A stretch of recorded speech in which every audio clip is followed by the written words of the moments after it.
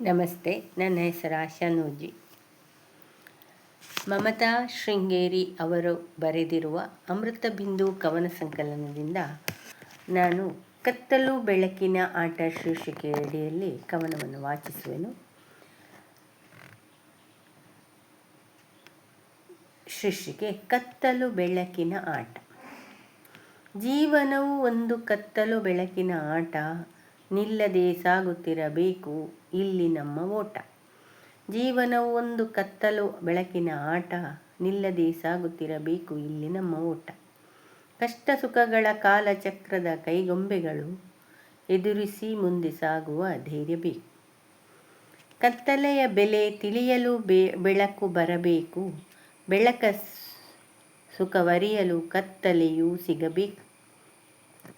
ದೀಪದ ಕೆಳಗಿನ ಕತ್ತಲೆಯು ನೆರಳು ಬೆಳಕಿನಾಟ, ಆದರೆ ವಾಸ್ತವಕ್ಕಿಂತ ನೆರಳೇ ಅಗಾಧವಾಗಿ.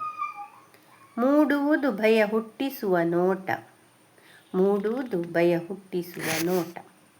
ಬೆಳಕಲ್ಲೇ ಇದ್ದು ಕತ್ತಲೆ ಬಂದಾಗ ಅದುವೇ ಸೊಗಸಾಗಿ ಕಾಣಿಸುತ್ತದೆ. ಕತ್ತಲೆಯಲ್ಲೇ ಇದ್ದು ಬೆಳಕಿಗೆ ಬಂದಾಗ ಬೆಳಕನ್ನು ನೋಡಲಾರದೆ ಕಣ್ಮುಚ್ಚಿಕೊಳ್ಳುತ್ತೇವೆ. ಬೆಳಕನ್ನು ನೋಡಲಾರದೆ ಕಣ್ಮುಚ್ಚಿಕೊಳ್ಳುತ್ತವೆ. ಬದುಕಿಗೆ ಕತ್ತಲೆಯೂ ಬೇಕು, ಬೆಳಕೂ ಬೇಕು.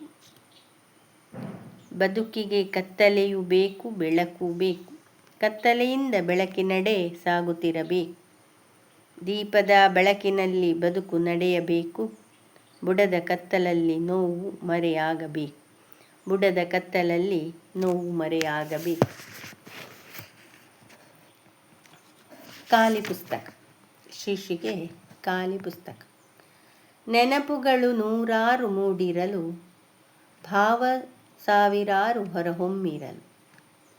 ನೆನಪುಗಳು ನೂರಾರು ಮೂಡಿರಲು, ಭಾವ ಸಾವಿರಾರು ಹೊರಹೊಮ್ಮಿರಲು.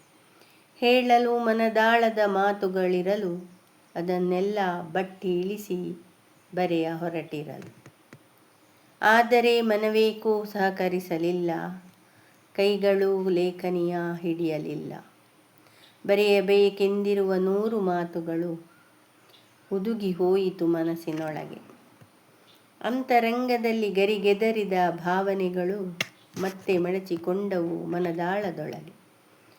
ಮನದೊಳಗಿನ ತುಮುಲಗಳನ್ನು ಹೊರಹಾಕಿ ಹಗುರಾಗುವ ಆಸೆ ಏಕೋ ಕಮರಿಹೋಯಿತು. ನಾನು ಬರೆಯಲು ಹೊರಟ ದೊಡ್ಡ ಪುಸ್ತಕದ ರಾಶಿ ಬಿಳಿಯ ಹಾಳೆಗಳು ಹಾಗೆಯೇ ಉಳಿದವು. ಮತ್ತೆ ಏನನ್ನೂ ಬರೆಯದೆ ಖಾಲಿಯಾಗಿ ಅರಳಿದ ಮನಸ್ಸು ಮುದುಡಿತು ಮತ್ತೆ ಭಾರವಾಗಿ. ಧನ್ಯವಾದಗಳು.